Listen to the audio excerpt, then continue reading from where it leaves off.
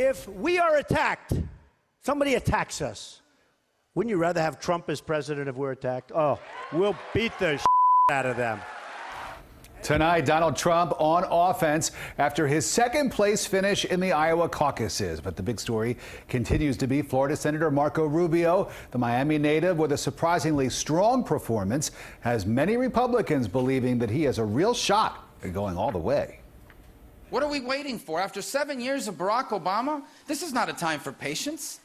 This is a time for urgent action, because if we get this election wrong, there may be no turning around for America. Rubio may have come in third place in Iowa, but in politics, it's all about perception.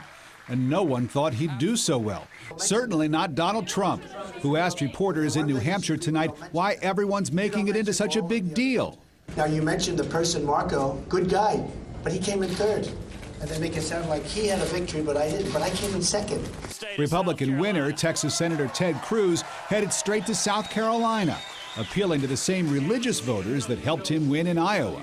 All across South Carolina, all across this country, people are waking up. There is an awakening and a spirit of revival that is sweeping this country. On the Democratic side, Hillary Clinton would love to win in New Hampshire, but polls show her trailing Bernie Sanders, who's from neighboring Vermont.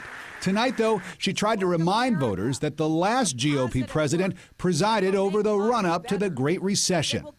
The Republicans want us to have a case of collective amnesia. Well, as long as I'm in this race, they're never going to pull that over us again.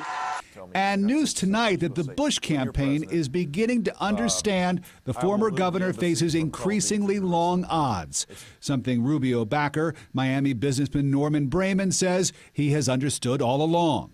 And I think people are beginning to understand that Senator Rubio represents the future and not the past. So here is where the candidates stand now in New Hampshire. In the new Real Clear Politics average of polls taken between January 17th and yesterday, Bernie Sanders holds a 56% to 38% lead over Hillary Clinton. On the Republican side, the average of polls gives Donald Trump 34%. Last night's winner, Ted Cruz, is way back at 11% in New Hampshire, while John Kasich is at 11%.